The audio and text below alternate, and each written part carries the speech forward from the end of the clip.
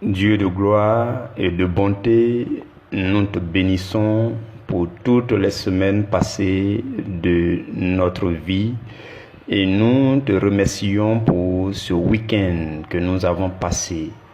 Seigneur, pour nous, il ne convient pas d'évoluer à travers cette semaine sans te consacrer toutes choses. Voilà pourquoi, Seigneur, nous désirons marcher avec toi à travers cette semaine.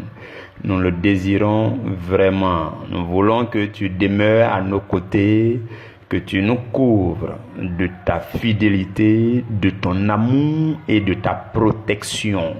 Que ton esprit soit avec nous, Seigneur. Que ton esprit nous conduise, nous éclaire, nous enseigne chaque jour, chaque instant de cette semaine. Nous voulons marcher en toi, nous voulons que tu te révèles à nous, nous voulons que tu nous remplisses de la connaissance qui vient de toi, de la sagesse, de l'intelligence et de ta puissance. Seigneur, révèle-toi à chacun de nous tout au long de cette semaine. Nous voulons faire un pas de plus avec toi. Nous voulons gravir les échelons de notre croissance spirituelle encore en cette semaine. Seigneur, je me recommande à toi et je te recommande entièrement chacun de mes frères, chacune de mes sœurs, chacun à l'endroit où il se trouve à travers les nations. Seigneur, je te prie de localiser tes enfants maintenant et je te confie entièrement la vie de chacun, la famille de chacun, les activités de chacun, les déplacements de chacun et l'ensemble de nos occupations. Nous te prions de marcher avec nous, de demeurer avec nous. Tu es notre plus grand exaucement. Seigneur, notre exaucement, notre satisfaction, c'est ta présence. Seigneur, c'est seulement ta présence qui nous comble, qui comble notre cœur, qui nous restaure, qui nous guérit depuis l'intérieur jusqu'au corps. Voilà pourquoi je te recommande chacun de nous. Seigneur, sois avec nous encore. Manifeste pour nous ta miséricorde et ta bonté. Seigneur, je te supplie pour nos maladresses, nos écarts, nos péchés. Ce monde est rempli de péchés et nous sommes encore dans ce monde. Le péché ne cesse de frapper à nos portes. Nous ne cessons de commettre des erreurs en conjuguant avec le péché. Je t'implore, j'implore ta miséricorde, j'implore ta grâce et je te supplie, accorde-nous ton pardon par le sang de Jésus. Et je te prie encore de nous aider. Sois notre force, Seigneur, dans notre marche à travers cette semaine. Donne à chacun de nous d'être meilleur que la semaine dernière. Donne à chacun de nous, Seigneur, de resplendir davantage de la lumière du Seigneur Jésus. Nous voulons marcher avec toi. Nous te donnons entièrement notre être et nous te supplions de nous transformer, de nous toucher, de nous visiter, de nous guider à travers cette semaine. Seigneur, nous te prions d'être là à ce rendez-vous quotidien, ton pain de la première heure, afin de nous nourrir. Tu es le pain vivant descendu du ciel. Tu as dit aux pharisiens, tu dis, vos pères ont mangé la manne dans le désert. Moi, je suis le pain vivant descendu du ciel.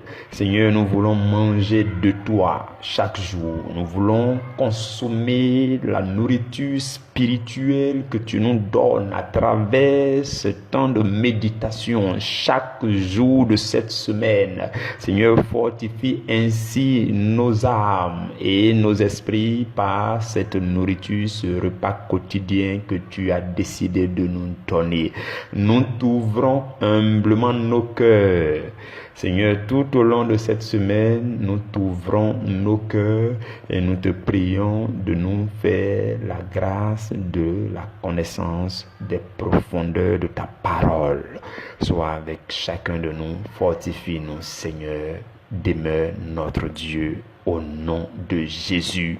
Amen. Mes frères, mes sœurs bien-aimés, je souhaite à chacun de vous la bienvenue à travers cette semaine d'enseignement. Nous irons à travers 6 sous-thèmes. Et si on devait donner un seul thème à l'ensemble de ces sous-thèmes, c'est comment lutter contre les ennemis de la foi vivante. Donc c'est ce thème-là que nous allons décortiquer tout au long de cette semaine. Comment lutter contre les ennemis de la foi vivante. Sachant bien que pour le mois qui est en cours, le mois de septembre, le sujet c'est bâtir la foi vivante. Et nous savons aussi que tout cela s'inscrit dans le grand séminaire, cette grande saison d'enseignement qui a commencé depuis avril et qui va prendre fin en octobre. Et dont le thème général c'est la foi vivante. Nous bénissons Dieu pour tout ce qu'il fait pour nous, pour tout ce qu'il nous accorde. En ce lundi 20 septembre, notre premier sous-thème de la semaine, c'est comprendre l'autorité de la foi vivante. Comprendre l'autorité de la foi vivante. Pour mieux lutter contre les ennemis de la foi vivante, il faut être bien établi dans l'autorité de la foi vivante. Et il faut comprendre et bâtir cette autorité dans votre vie. Vous comprenez? Suivons ensemble très bien, comme vous le savez, le Saint-Esprit, dans son excellence, il fait en sorte qu'il y a un fil conducteur à travers chaque sous-thème, à travers la semaine. Voilà pourquoi, quand vous êtes là au début, faites l'effort pour être là pendant et pour être là jusqu'à la fin, pour que nous soyons nourris de la substance spirituelle qui est contenue dans toute cette semaine d'enseignement, pour recevoir en nous une nourriture spirituelle complète. Vous comprenez? Donc, pour aujourd'hui, nous allons chercher à comprendre ce que c'est que l'autorité de la foi vivante. Suivons très bien ensemble.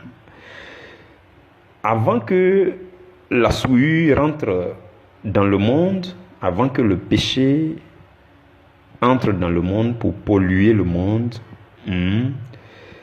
Ève a commis un péché. Nous le savons tous. Et nous allons ensemble voir les détails du péché que Ève a commis. Cela se trouve précisément dans Genèse chapitre 3, verset 6. Je lis la parole du Seigneur. Genèse 3, 6. La femme vit que l'arbre était bon à manger. Quand le diable est venu sous forme du serpent qui a séduit la femme, tout ça, voici là où la femme va chuter. Verset 6. La femme vit que l'arbre était bon à manger et agréable à la vue, et qu'il était précieux pour ouvrir l'intelligence. Elle prit de son fruit et en mangea. Elle en donna aussi à son mari qui était auprès d'elle, et il en mangea. Parole du Seigneur, nous rendons grâce à Dieu. Mes frères, mes sœurs bien-aimés, pour que le péché entre dans le monde, Ève a succombé à 3 types de convoitises. Ève a commis un péché qui est à 3 volets.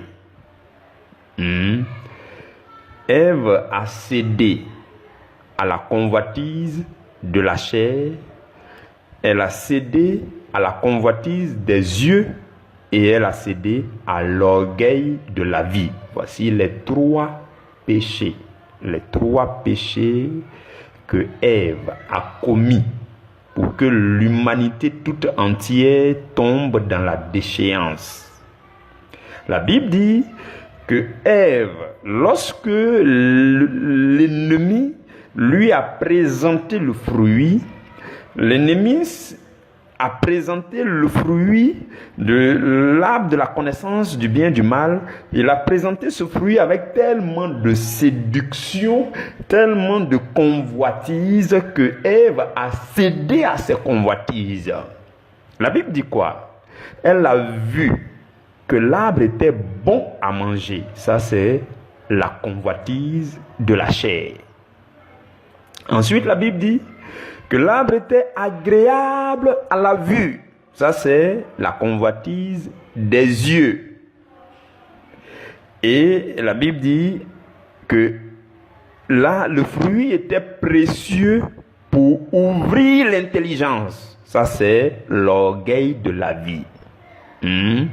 Elle se dit que si je suis intelligente, il faut que je sois beaucoup plus intelligente que je ne le suis déjà. Il faut que je sois davantage intelligent. Il faut que je sois super. C'est ça l'orgueil de la vie.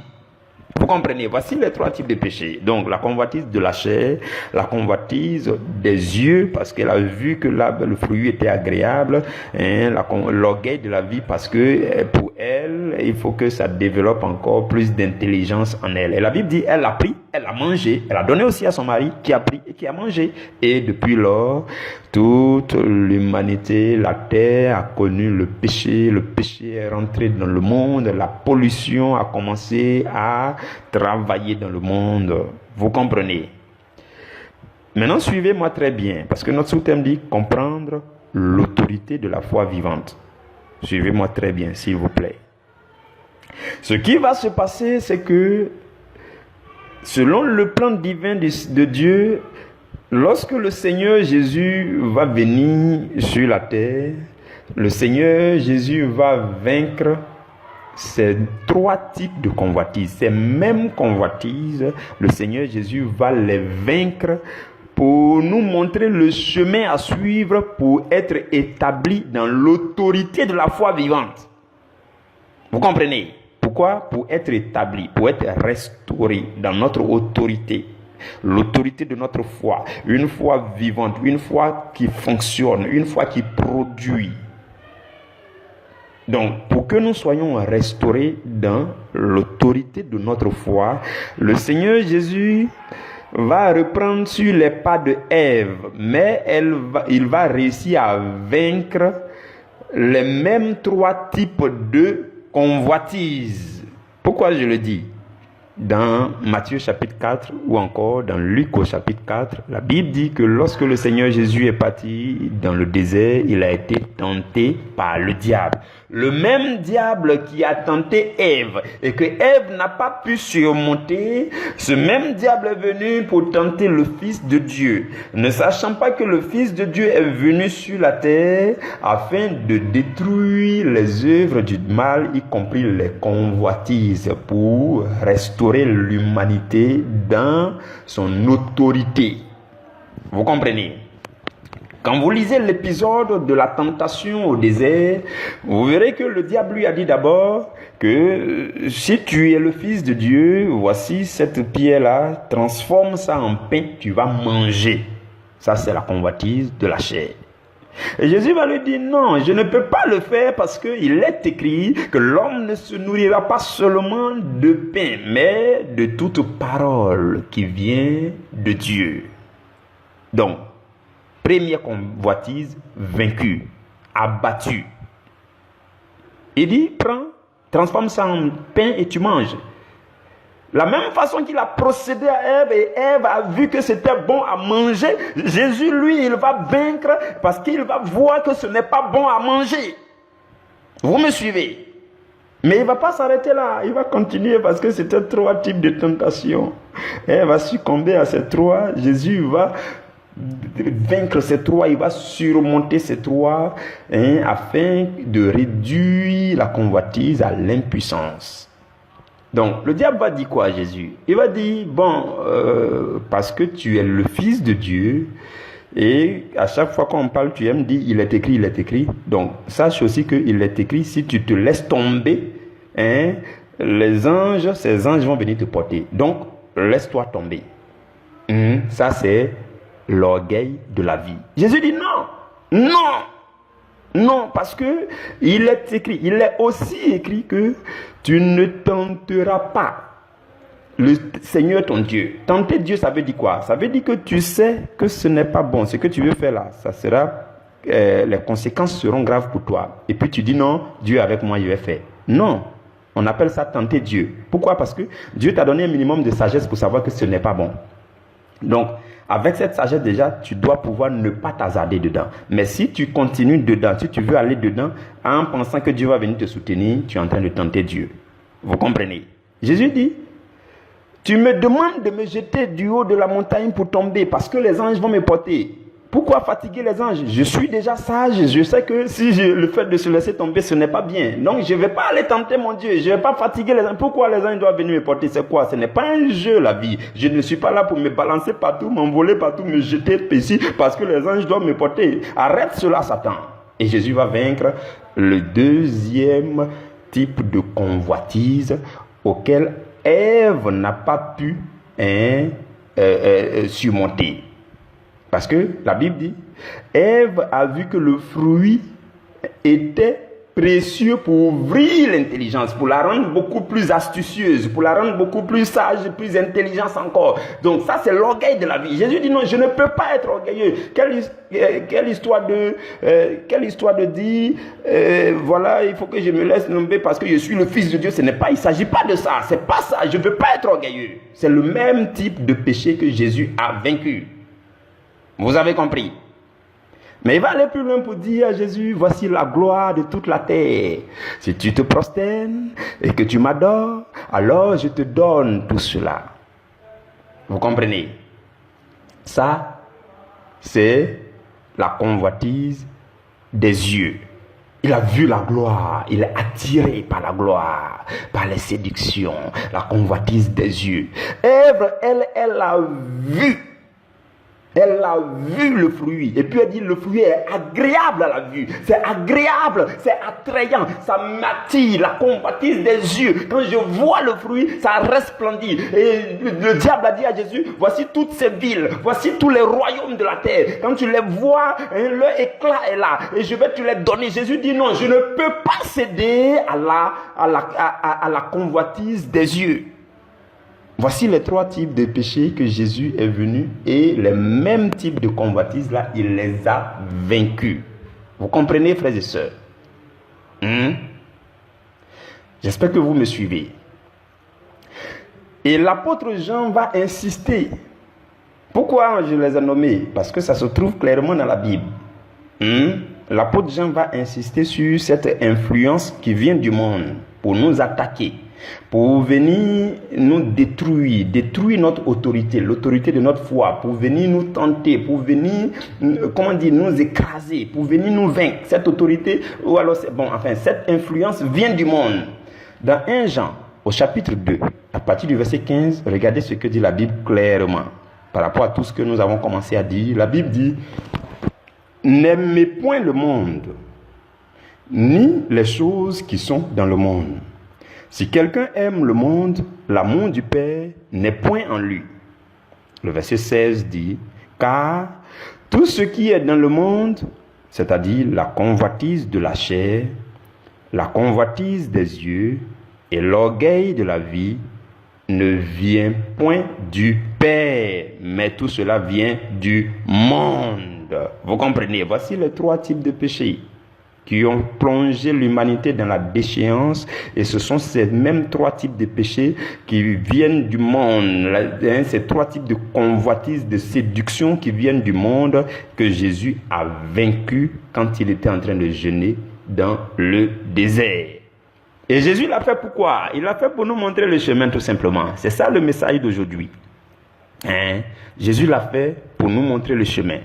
Il l'a fait pour nous montrer le chemin que nous devons suivre pour que nous soyons restaurés dans l'autorité de notre foi. On parle de la foi vivante depuis avril, mais vous devez comprendre comment être restauré dans l'autorité de votre foi. L'autorité de la foi vivante, frères et sœurs, cela consiste à prendre le dessus sur tout ce qui veut vous assujettir pour vous maintenir dans le péché. Comprenez ça de manière très simple. Toute chose venant du monde, toute séduction venant du monde qui cherche à vous assujettir pour vous maintenir sous le joug du péché, lorsque vous manifestez votre foi, l'autorité de votre foi doit pouvoir prendre le dessus sur ces choses. L'autorité de votre foi doit pouvoir surmonter ces choses. L'autorité de votre foi doit pouvoir assujettir ces choses qui veulent vous assujettir. Vous comprenez?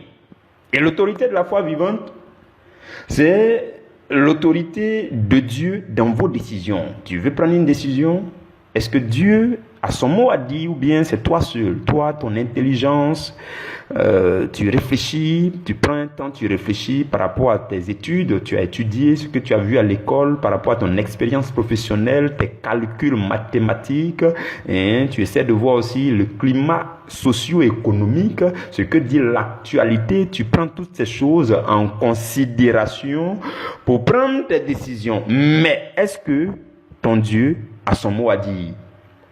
Le jour où Dieu aura son mot à dire dans tes décisions, alors l'autorité de ta foi sera en train de se manifester. Parce que la foi dont nous parlons, c'est la foi de Dieu. C'est la foi en Dieu. Donc lorsque Dieu a ses mots à dire dans vos décisions, vous êtes en train de prendre le dessus sur toutes choses dans le monde, venant du monde, qui cherchait à influencer vos décisions. Vous comprenez? Quand Dieu entre en scène, toutes les influences, les séductions venant du monde qui venaient pour vous détourner, tout cela est démasqué. Voilà pourquoi il est important d'impliquer Dieu dans vos décisions. C'est ça le fait de manifester l'autorité de votre foi. Vous comprenez? Et l'autorité de la foi vivante aussi, c'est l'autorité que la parole de Dieu peut avoir sur vos raisonnements, sur vos paroles, vos propos, vos opinions. Est-ce que quand vous parlez, quand vous vous exprimez, est-ce que les versets bibliques ont de l'influence sur vos raisonnements, vos manières de faire, votre opinion, vos avis que vous donnez dans les échanges, dans les débats avec vos amis, vos collègues? Est-ce que des versets bibliques ont le mot à dire? Est-ce que l'autorité des versets bibliques s'exprime au milieu de vos raisonnements, au milieu de vos propos, au milieu de vos avis et de vos opinions? Vous comprenez? C'est ça l'autorité de la foi vivante. Parce qu'on ne peut pas parler de foi sans que la parole de Dieu parle dans ta vie, sans que la parole de Dieu ait quelque chose à dire sur ta vie pour t'orienter, pour t'éclairer. La Bible dit que la foi vient de ce que l'on entend, et de ce que l'on entend de la parole de Christ. Donc, du coup, c'est ce qui vient de la parole de Christ, les versets bibliques, les révélations de la parole qui viennent pour influencer positivement tes raisonnements, tes pensées, tes calculs, tes opinions. Lorsqu'il en est ainsi, on dit que tu es en train d'être restauré dans l'autorité de ta foi. Vous comprenez, frères et sœurs? Et c'est cette même autorité qui nous aide à nous relever lorsque nous sommes dans les moments sombres de la vie. Et je ne sais pas ce que tu traverses durant ce moment pendant que tu m'entends. Il y a même un sous-thème prévu dans cette semaine où on va parler de comment s'en sortir des dépressions et des désespoirs. Je ne sais pas ce que tu traverses, mais le Seigneur m'a mis à cœur de nous parler de ces choses qui vont rentrer dans ton cœur, qui vont apporter des rayons de lumière dans ta vie, dans ton cœur, dans la situation actuelle. Vous comprenez? Donc, cette autorité de la foi vivante va t'aider à t'en sortir à sortir des moments sombres de ta vie. La Bible dit, prenez les armes de Dieu. Les armes symbolisent l'autorité de quelqu'un. Donc, prenez les armes de Dieu afin de surmonter les ruses de l'ennemi et de tenir ferme après avoir tout surmonter, afin de vous en sortir aussi dans les mauvais jours. Donc il y a des jours qui peuvent arriver, c'est compliqué. Comment faire pour t'en sortir? Il faut que l'autorité de la foi vivante soit ton secours. Vous comprenez? Et c'est une autorité qui s'agrandit, qui s'accroît avec le temps, qui se développe, qui se cultive. Vous comprenez? Et c'est une autorité qui sera aussi profitable pour tous. Vous comprenez? Frères et sœurs, votre autorité sera en place, ou alors vous serez restauré dans votre autorité lorsque vous allez apprendre à prendre de l'autorité. Vous allez apprendre à prendre de l'autorité sur toutes les choses dans votre vie qui veulent vous assujettir. Peut-être que pour toi, c'est la nourriture, le désir de manger tout le temps. Le jour où tu vas réussir à avoir de l'autorité sur ce désir, tu seras restauré dans l'autorité de la foi vivante. Et il y a aussi un autre désir qui mine la jeunesse de ce moment, c'est le sexe. Le jour où tu vas réussir à surmonter ce désir, tu seras aussi restauré dans l'autorité de la foi vivante.